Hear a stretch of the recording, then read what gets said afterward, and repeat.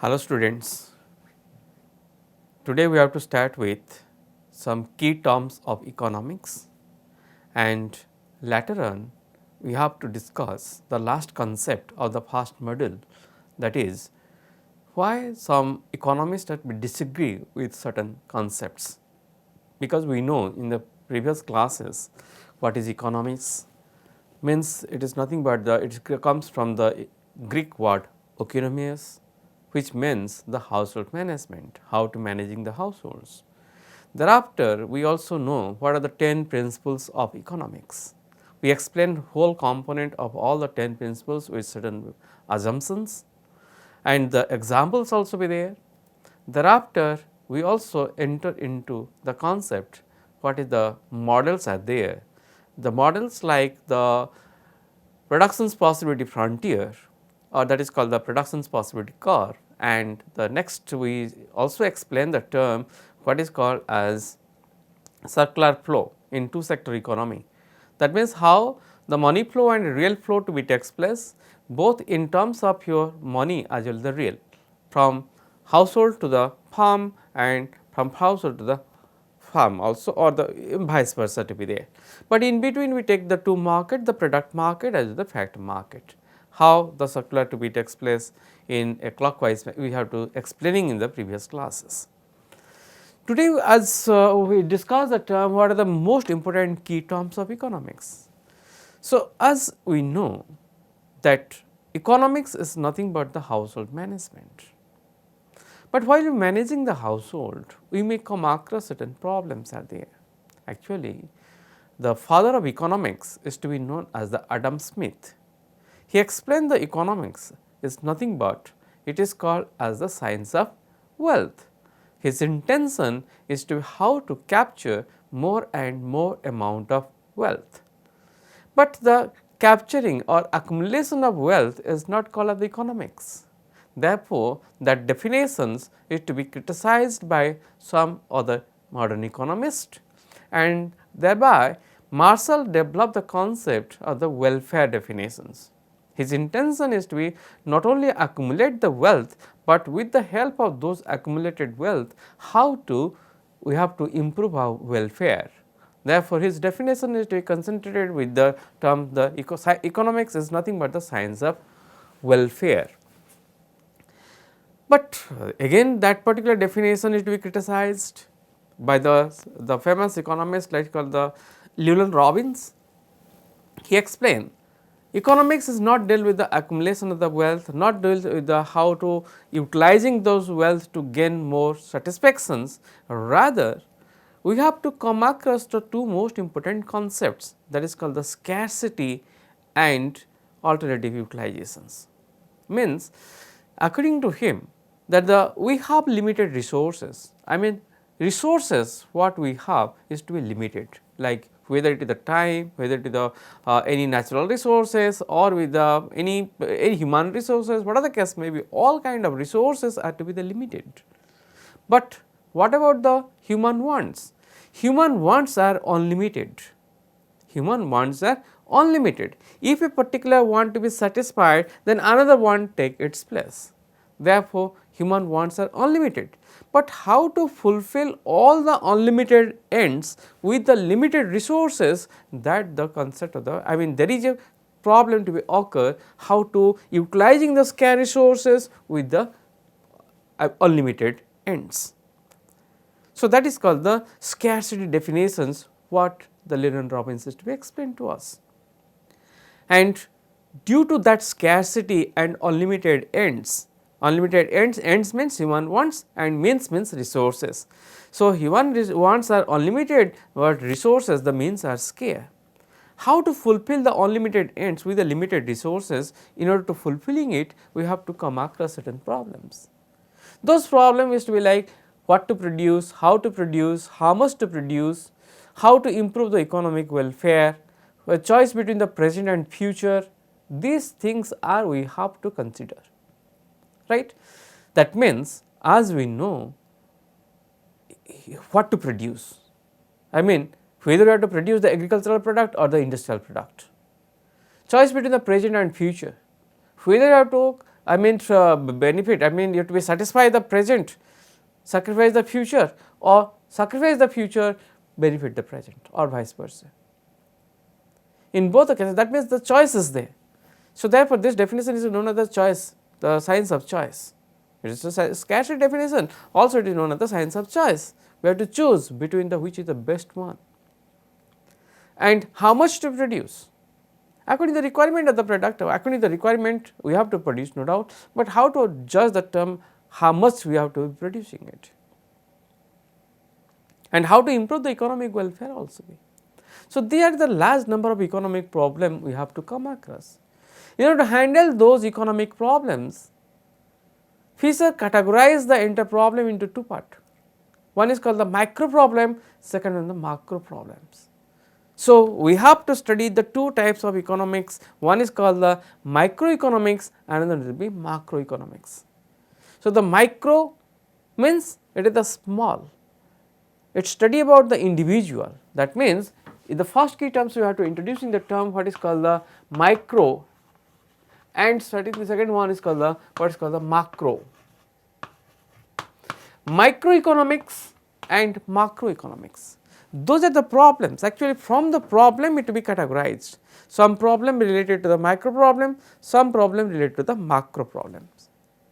While you study about the micro, it study about the individual, that means individual firms, individuals, you can take it account the study about the income of the individuals, you can take the demand of a particular individual persons, right. While you take into account the individual concept, whether the firm or it is any particular person's demand or something else, any person's income, saving, all these things, it is the individual concept. Therefore, it is called the micro, it is small, it study about the individuals. And while you deal with these things, we have to study the term what is consumer behavior, how a consumer behave. Obviously, the intention of the consumer to the maximization the satisfactions, right, but how to maximizing the satisfactions, how to accumulate the satisfactions, that means how to measure the utilities, because it is a purely what is a subjective concepts, how much you satisfied while you consuming a particular product. Let for example, suppose you consuming the Golgappa and I am a reporter in front of that particular shop, I have to ask you how much you satisfied, but you are unable to explain how much you satisfied. Take another example, if you enter into the movie hall and watching a particular movie by paying some amount of money, that is a beautiful movie to be there. As a reporter I ask you how much you satisfied, in which you to explaining it, that satisfaction purely subjective concepts.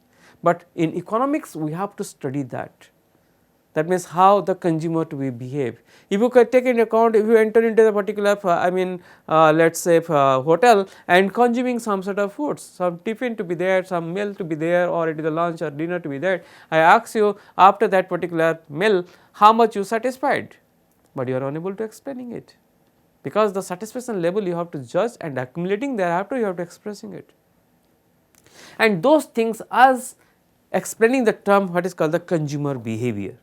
That means, in microeconomics you have to cover the term what is called the consumer's behavior, how a consumers behave. Actually, in the same manner how the producer to be behave, that is called the producer's behavior, producer's behavior. Because intention of the consumer is to be the maximization of the satisfaction, and that satisfaction component you have to study in two analysis. One is called the marginal utility analysis, second is called the indifference curve analysis. What are these things you have to in the latter part, in the higher studies you have to covering those part while you covering the term what is called the microeconomics. But in this particular course you also be study about some sort of micro as well as the macro component in this particular curriculum. And the producer's behavior, how the producers behave, like consumer maximize the satisfaction, producer try to maximize his benefit, maximize his profit, and profit to be maximized when he take into account the differences between your revenue, the sales receipt and the cost to be occur in the productions process, differences between the total revenue and total cost is to calculate the value of the profit. And here the producer's intention to the maximization of the profit. Maximization of the profit can be explained either maximizations of your output or minimization of your cost. What is output, what is cost, the latter on in the course we have to covering this part. Then thereafter you have to study the term let us say market. What is market, what are the different type of market, what are the activities of market, and how the price and the output to be determined in the terms of the different type of market, those things to be covered in case of the market. And the next one is the distribution.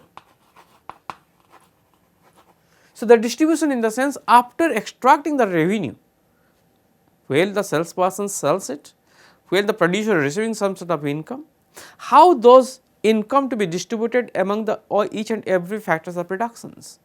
That concept will be covered in case of your distributions. Actually, you have to cover right now what are the main key terms, inside the key terms what are the main factors of productions that we are explaining it, like the land, labor, capital and organizations, how they are to be remunerated in terms of your rent, wage, interest and profit. So, that things to be covered in case of your distributions. And the most important part of your, the last component of your microeconomics, that is called as the welfare. So, the welfare concepts, that means it consists of how the well-being to be takes place, well-being both the consumers as well as the producers. That means we have to take into account the consumer surplus as well as the producer surplus, which is to be covered in the second module, right. After completion of your demand chapter as the supply chapter, you have to enter into the welfare, that is called the welfare concept. Inside the welfare we have to covering the term what is called the consumer surplus as well as the producer surplus. These are the major concepts you have to cover in case of microeconomics. But all the problems not related to the individual, some of the problems related to the as a whole, economy as a whole, like let us say international trade, how the trading to be takes place, how the taxation policy to be takes place, how the government spend its collected revenue, right, whether the public finance, whether debt, inflation, deflation, all the things, national income, GDP, gross domestic product, net domestic product, all the things to be covered in macroeconomic, because here we have to study the economy as a whole, economy as a whole. I mean aggregation of your micro contribute macro concepts, right. What are the things to be covered to be here? In this case, we have to study the term national income, you have to study the term let us say investment, how the investment to be occur in a large scale. Then the next part is to be the employment, output and incomes, right, all the things to be there. Thereafter consumption, what is the consumption functions, how the income and consumption to be relation to be takes place, right. Then after the completion of your consumptions, investment, employment, income, then come down to the public finance, then come down to the money and banking and international trade and so on. These are the things to be covered in case of a macroeconomics. So, in the first what we start with the term the scarcity definition. From the scarcity definition we find that the large number of problems, those problems to be segregated into two parts, micro problems and macro problem by Fisher, and on the basis of that we have to explain the term what that the two major part of your economics that you have to study in this particular course. One is called the microeconomics and second the macroeconomics, and these are the concepts to be covered in micro and macroeconomics. After that we start with the term what are the other key terms, but before proceeding into those other key terms we have to start with the term what are the main assumptions. The main assumptions consist of your let us say the scarcity. The assumptions of economics is the major assumption is to be the scarcity.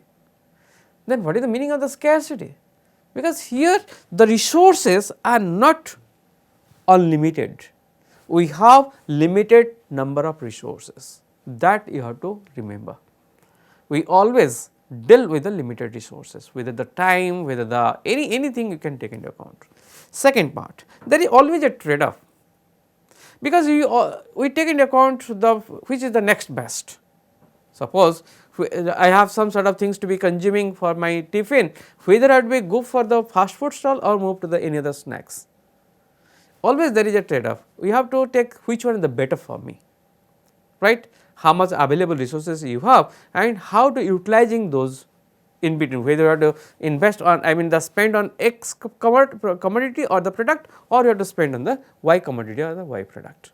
So, always there is a trade off. That trade off always to be there, that is the most part of your assumptions of the economics. Next, the self interest. The each and every respondents, whether the individuals, whether the firms, anything you can take into account, the self interest is required, because intention, if there is a self motivated, if there is no motivation is to be there, nothing to be returned, then you can't invest there. If there is no such returns are there, then you are unable, hesitate to spend, hesitate to provide the time to that also be. That is the another things you have to remember in economics.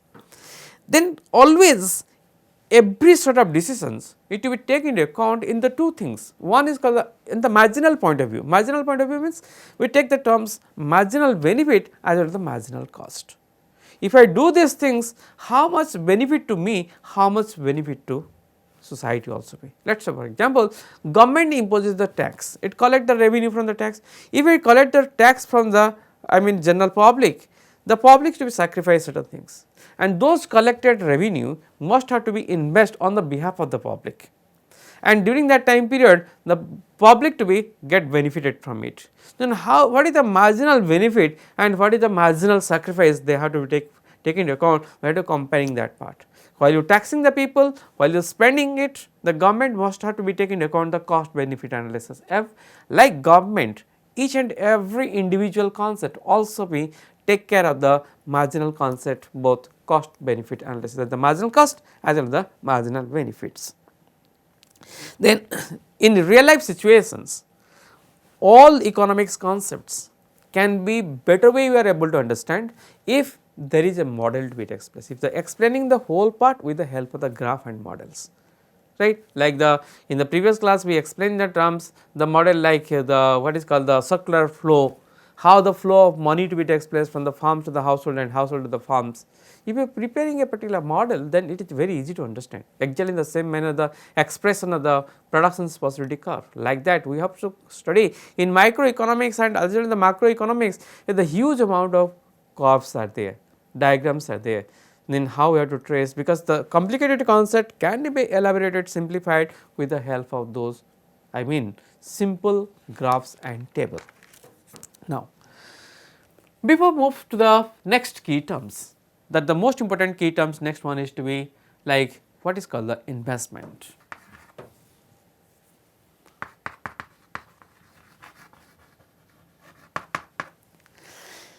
Investment. Investment means the money spent by the business to improve the productions. In simple manner, how much money you have to spend in business to improve the productivity or something else, that they call the investment. On the basis of that, government spend certain things, we people also we spend certain things. If you take it to the individuals, we spend some time in the studies, we take some time in the watching the movies, we take this time with the, we have to spend some time with the help of I mean in the family as well as the friends and so on. So, the valuable time we are going to be invest, because these are the times that the things that the investment. Why the term investment to be there? Because there is certain return from it.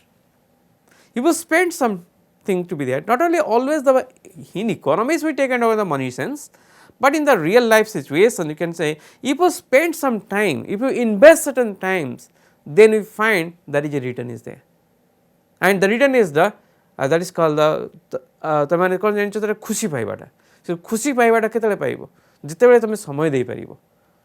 You have to, let us say best time you have to spend with the friends, you get some benefited from the friends, not to the bad friends. We have to choose with the good friend and bad friend, right. So, while you spend some time with a good friend, definitely you have to receiving certain things from him, and that is the return of the investment of the time. Actually in the same manner in economics, while you deal with the I mean the choice situation, decision making, you have to spend some amount in the business in order to get some return from it, that the concept of investment. The next one is to be consumer goods. Consumers goods. What do you mean by the consumers? Consumer goods means,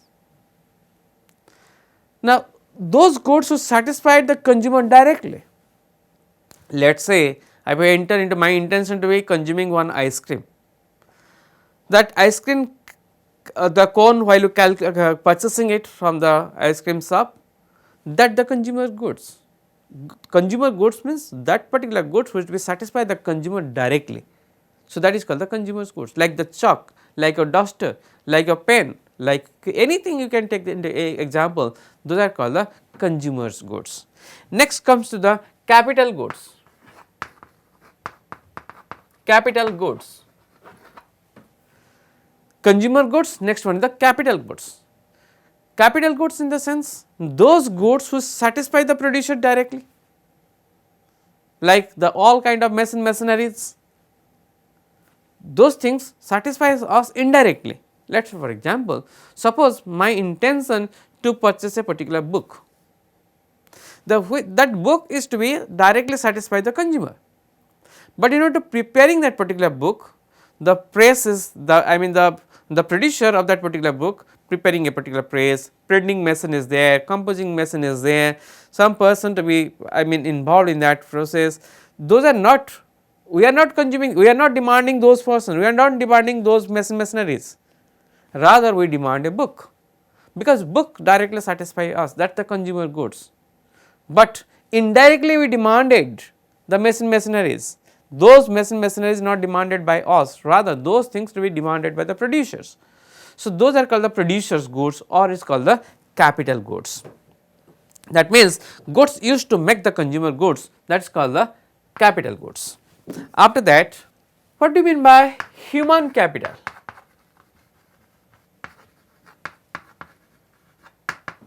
Human capital, like if you take the persons, individual persons having some sort of skill, that skill is to be known as the human resource, and those to be utilized in the production process, then it comes to the human capital. What is a capital goods in the previous case? Capital goods means the producer demanded certain things to produce the consumer's goods. Producer demanded certain things to produce the consumer's goods, that is called as the capital goods. In the same sense, if you take the terms of the human resources, let us say the skill labor, the labor having some skill, that skill to be treated as the human capital. The knowledge of a particular person's, the power, that means the bodybuilding power of a particular person will be utilized in the production process, and the producer demanded that particular persons to producing, the using it in order to produce the consumer's goods, and that part is called as the human capital. That means the knowledge, the resources, the skill what the laborers have to be used in the production process is to be nothing but the human capital. Now, the last part of it, that is called as the factors of productions. Factors of productions. We know that the 4 basic factors of productions are there, like your land, labor, then land, labor, capital, and that is called the, you can take the organizations or the entrepreneurs. Organizations or entrepreneur. So, the land, which is the free gift of the nature, okay, the supply of the land is fixed, and the free gift of the nature should not be moved from one place to the another place, that the concept of the land, right. And the labor, the skill, the human resources, okay, it is the labor, not the laborer. The laborer means shramika ami kahuche, but labor means shrama, shramadhan jo karuche ame, right. The mental and physical exertions of a particular laborer, okay, that is called as the labor, right. And remember, let us say if you spend some time in your homework, let us say to cleaning the house or something else, your dresses and so on, and preparing the dishes for you also be or the family, that is to be not to be treated as a labor. Similarly, the mother service to the baby is not called as a labor, because the baby in returns in lieu of it not pay anything to the mother. So, in labor means in economics the mental and physical exertion backed by certain payment, without payment nothing to be called as a labor, right. Then capital already to be explained to you, the concept of the investment, right. That means the money, the amount of the things which is to be going to be invest in the production process which help in the further productions. It is the produce means of the productions, right. And organizations or the entrepreneur, it is a kingpin in the productions process, it will be utilizing all other factors of productions in such a way to manufacturing the whole product.